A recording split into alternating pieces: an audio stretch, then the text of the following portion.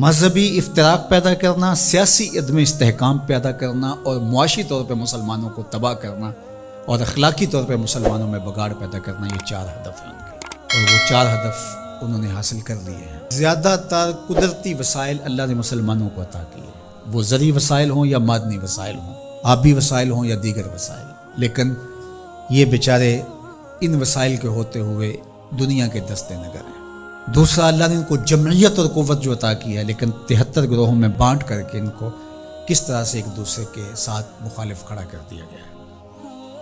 اور تیسرا، سیاسی طور پہ شورشیں، یہ آپ دیکھ لیں ساری اسلامی ممالک کے اندر ہے، پوری دنیا کا مطالعہ کر لیں، 1 انچ بھی جگہ ایسی نہیں ہے جہاں آتش و آہن برس رہا ہو اور وہ کفار کی سرزمین۔ ساری لڑائیاں مسلمانوں کے دیس میں لڑی جا رہی ہیں۔ اب یہ مسئلہ ہوا ہے یوکرائن کا، اور آپ دیکھنا کہ بہت جلدی یہ حل کر لیا جائے گا۔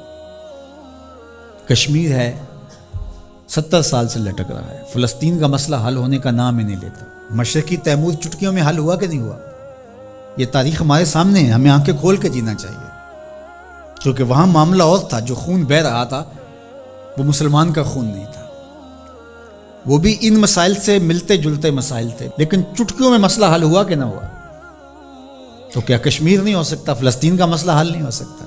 اب عدم استحکام ہے، جتنے بھی ممالک ہیں وہ ایک اچھے انداز سے چل رہے ہیں، جو عدم استحکام ہے وہ ہمارے اسلامی ممالک کے اندر ہے۔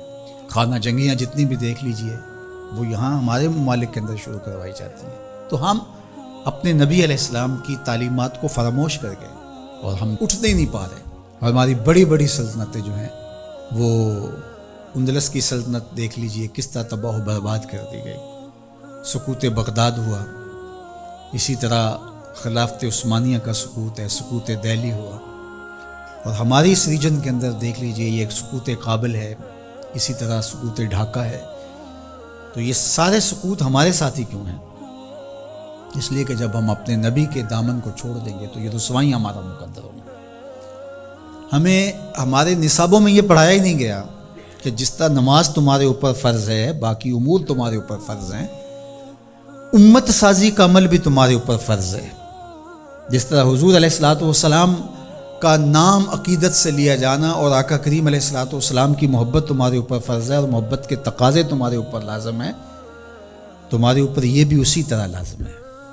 تو اس وقت ہمارے ساتھ جو کچھ ہو رہا ہے اور جس سمت ہم سفر کر رہے ہیں اور جس طرف ہم جا رہے ہیں، تو اس وقت سب سے زیادہ ذمہ داری علماء کی ہے اس بات میں، باقی حکمرانوں کی ہے کہ وہ معاشی بحرانوں میں حکمران قوموں کو مبتلا نہ دے، چونکہ قوم جب معاشی بحران میں مبتلا ہو جاتی ہے تو پھر اس کے نظریے پیچھے چلے جاتے ہیں۔ دور موجود میں کہتے ہیں اس دور کا ایٹم بم معاش ہے، جو قوم معیشت کی تباہی کے دانے پہ آ جاتی ہے اس سے پھر جو مرضی آپ منوا لیں، اور آپ جانتے ہیں مسلم حکومتیں کیا کچھ نہیں مان لیتی ہیں، اور یہ حکمرانوں کی ذمہ داری تھی کہ وہ، لیکن ان کے پیٹ ہی نہیں بھرتے، ملک کو اس بے دردی سے لوٹا نہیں، نوچا ہے انہوں نے، لیکن ابھی تک ان کے پیٹ ہی نہیں بھرے اور نہ مستقبل میں کوئی بھرتے ہوئے دکھائی دیتے ہیں۔ تو یہ ایک دردناک صورتحال ہے۔ جو اسلام کو دوسرا بڑا نقصان پہنچایا ہے وہ منبر و محراب کے ذمہ داران نے پہنچایا ہے۔ بر صغیر پاک و ہند کے اندر تجزیہ کرتے ہوئے حضرت مجدد الفسانی علیہ الرحمہ نے کہا کہ 4 طبقے ایسے ہیں جنہوں نے سب سے زیادہ اسلام کو نقصان پہنچایا ہے۔ یہاں پر اس ریجن کی وہ بات خاص طور پہ کرتے ہیں، وہ فرماتے ہیں ان میں سے ایک علماء سو ہیں، انہوں نے اسلام کو بہت زیادہ نقصان پہنچایا ہے۔ دوسرا صوفیاء خام ہیں، جو دین کے فہم سے ناآشنا صوفی ہیں، انہوں نے اسلام کو بہت نقصان پہنچایا ہے، چونکہ لوگوں کی وابستگی ہے ان کے ساتھ اور ان کے پاس کوئی منصوبہ ہی نہیں ہے۔ عرس پہ آ جاؤ، نذرانے دے دو اور اللہ اللہ کرو اور چلے جاؤ، ان کے پاس کوئی نظام شریعت تو ان کے پاس ہے ہی نہیں ہے، تو آنے والوں کو کیا دیں گے؟ یہ کچھ بھی نہیں دیں گے۔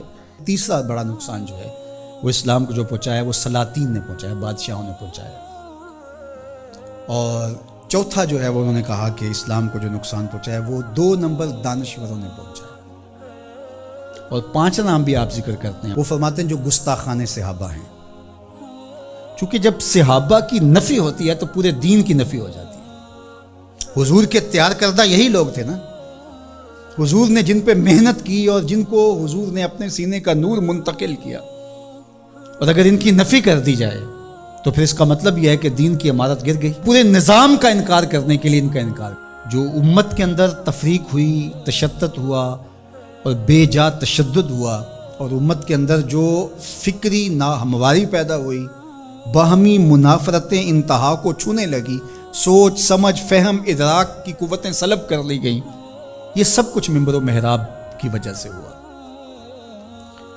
اور اس میں علماء حق یا علماء ربانی یا علماء راسخین جس کو قرآن نے کہا ہے وہ نہیں شامل، لیکن علماء سو جو ہیں سب سے زیادہ مسلمانوں کو اگر نقصان پہنچایا ہے علماء سو نے پہنچایا. اللہ ہمیں امت واحدہ کے نور سے مالا مال فرما، ایسی امت واحدہ جو تیرے محبوب کی سچی غلامی کا حق ادا کرنا جانتی ہو، ایسی امت واحدہ جو صحابہ کے در کی دہلیز کی نوکر ہو، جن کے رگ و ریشہ میں اہل بیت کا پیار محو نفوذ ہو، جو اولیاء امت کے طریق پہ گامزن ہو. اللہ ہمیں سچائیوں کی راہ پہ رکھے. وآخر دعوانا